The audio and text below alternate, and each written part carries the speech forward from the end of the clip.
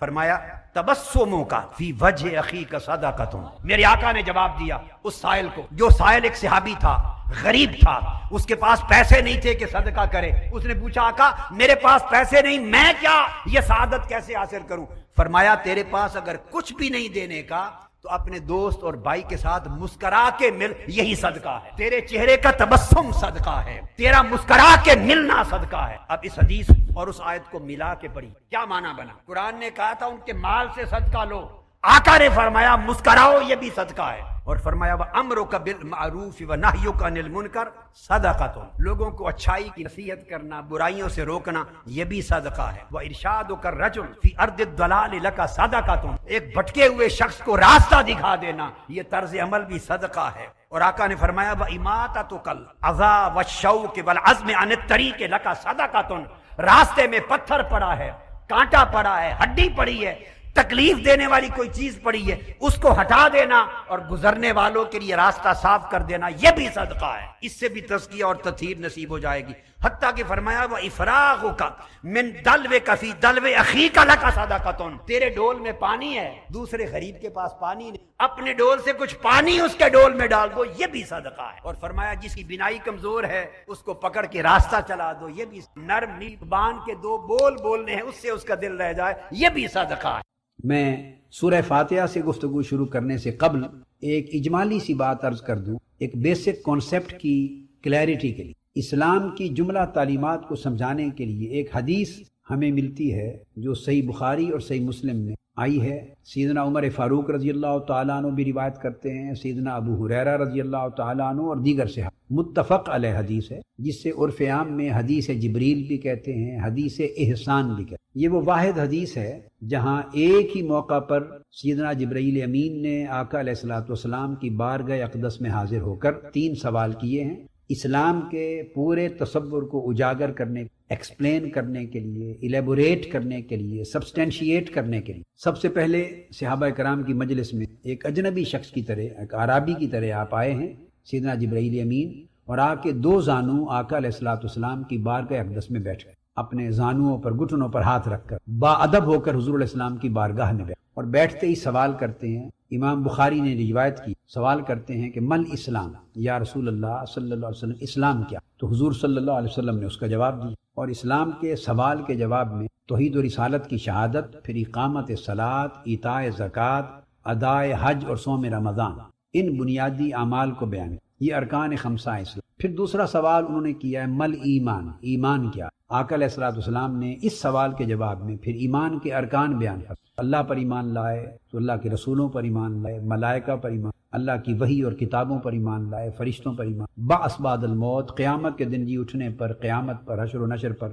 قدر پر، علی ذی القیاس، جو ایمان کے بنیادی ارکان ہیں، فنڈامنٹلز ہیں، ان کو بیان کیا ہے، جو بیسک ٹینٹس ہیں فیتھ کے۔ پھر تیسرا سوال کیا ہے مل احسان، یا رسول اللہ صلی اللہ علیہ وسلم احسان کیا؟ تو پھر آقا علیہ السلام نے احسان کے سوال کا جواب دیا ہے، الاحسان ان تعبد اللہ کأنک تراہ فإن لم تکن تراہ فإنہ یراک، کہ احسان یہ ہے، تیری اس قلبی اور روحانی کیفیت کا نام ہے احسان، کہ تو اللہ رب العزت کی عبادت کرے تو عبادت کے وقت تیری حالت یہ ہو گویا تو اللہ رب العزت کا مشاہدہ کر رہا، اس کے نور مطلق کا، اس کے حسن لا یزال کا مشاہدہ۔ اور اگر تیری کیفیت قلب کی، روح کی، باطن کی مشاہدہ کا تصور قائم نہ کر سکے تو کم سے کم تیرا تصور اور تیری حالت اور تیری کیفیت قلب و باطن کی مراقبہ کی، یہ دھیان جم جائے کہ اللہ تجھے دیکھا۔ اسلام کے سوال کے جواب میں حضور علیہ السلام نے دین اسلام کے اعمال کا ذکر کیا، عمل کا۔ سوال ایمان کے جواب میں دین اسلام میں جو عقائد کی بنیادی حقائق ہیں، تو حضور علیہ السلام نے بنیادی عقائد کا ذکر کیا،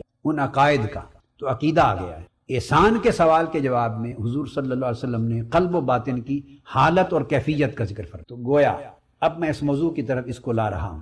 اس سوال نے جو سیدنا جبرائیل امین نے کیا اور آقا علیہ الصلوۃ والسلام کا جواب ہر 3 چیزوں پر، اسلام پر، ایمان پر، احسان پر، ان سوالات اور جوابات نے ایک بات طے کر دی کہ اسلام کو 3 پرسپیکٹیوز میں بیان کیا گیا۔ دین اسلام، یا اسلام کو دیکھا گیا ہے عمل کے طور پر، یا دین اسلام کو دیکھا گیا ہے عقیدہ کے طور پر، یا دین اسلام کو دیکھا گیا ہے قلبی، باطنی اور روحانی کیفیت کے طور پر۔ جب اسلام کو عمل کے پرسپیکٹیو میں دیکھتے ہیں، پریکٹس کے پرسپیکٹیو میں، ایکٹس اور ڈیڈز کے پرسپیکٹیو میں دیکھتے ہیں، تو اسلام ظاہری اعمال اور ظاہری عبادات کا نام ہے. تو یہ دین اسلام کی ظاہری تعلیمات اس سے تشکیل پاتی ہیں. جو انسان ایکٹ کرتا ہے سوسائٹی میں، بیہیو کرتا ہے، جو اس کا کنڈکٹ ہوتا ہے اسپریچول اور لوگوں کے ساتھ اس کا سوشل، اس کا جو بیہیویئر ہے، ظاہری بیہیویئر، وہ اسلام کے لفظ سے جنم لیتا ہے. جب دین اسلام میں ایمان کی بات کی جاتی ہے تو ایمان ایک ایکٹ ہے مائنڈ کا اور ہارٹ کا.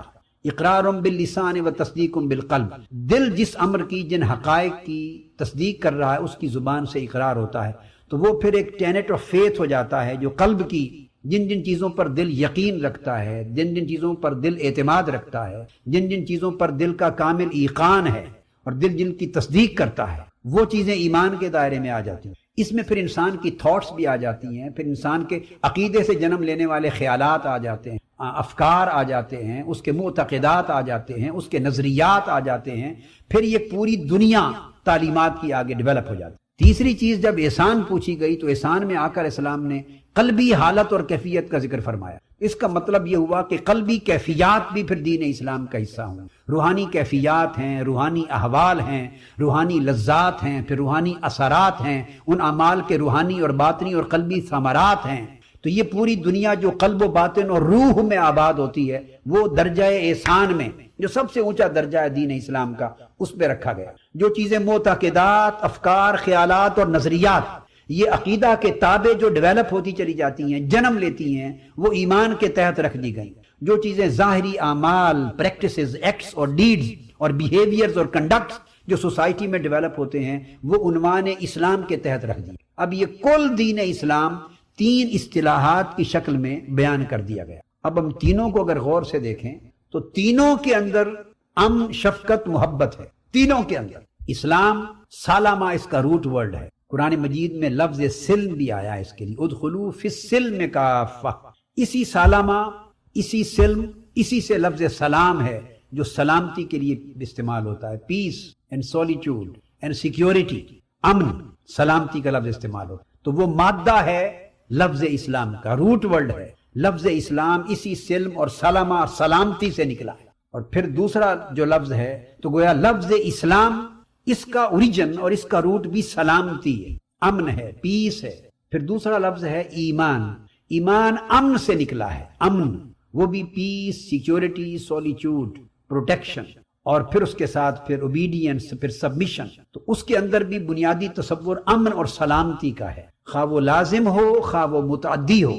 تو خواہ وہ امن اور سلامتی وہ بندہ پالے ایمان لانے کی شکل میں، اور خواہ وہ امن اور سلامتی پا کر، ایمان لا کر، باقی مخلوق خدا کے لیے امن اور سلامتی کا ذریعہ بن جائے. خواہ اپنے لیے امن پائے تو ایمان کا یہ اطلاق بھی. اور ایمان کا دوسرا اطلاق متعدی شکل میں یہ بھی ہے کہ وہ جو مومن ہو گیا اس کے لیے لازم ہے کہ ہر دوسرے شخص کے لیے امن اور سلامتی کا منبع بن جائے، ذریعہ بن جائے، وسیلہ بن جائے. اس کے وجود سے، اس کی ذات سے، اس کی ایکٹیویٹیز سے، اس کی نقل و حرکت سے، اس کی زندگی سے ہر دوسرے شخص کو اور مخلوق خدا کو امن اور سلامتی، حفظ اور امان نصیب ہو. تو اسلام کی بنیاد بھی امن اور سلامتی ہوئی. اور امن اور سلامتی یہ رحمت اور محبت کے بغیر نہیں ہوتی. آپ کی طبیعت میں اگر رحمت نہیں ہے، گداز نہیں ہے، رقت نہیں ہے، نرمی نہیں ہے، لطف اور کرم نہیں ہے، کسی پر احسان اور عنایت کا جذبہ نہیں ہے، جھکاؤ نہیں ہے کسی پر کرم کرنے کا، احسان کرنے کا،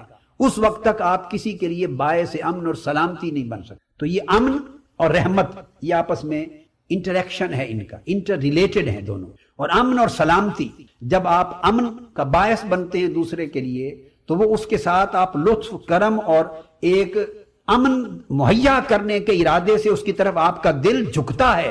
یہی عمل محبت کو جنم دیتی، یہ عمل محبت کو جنم دیتی. تیسرا لفظ جس میں اسلام کی سب سے اونچے درجے کی تعلیمات جو احوال اور کیفیات کی شکل میں ہیں سمویا گیا ہے وہ احسان تھا. احسان کا روٹ ورڈ بھی حسن ہے، اور حسن کا معنی بیوٹی، اور بیوٹی اور حسن امن کو چاہتا ہے، فساد کو نہیں چاہتا. بیوٹی اور امن، بیوٹی ہمیشہ سکون کو چاہتی ہے، تخریب کاری کو نہیں چاہتی.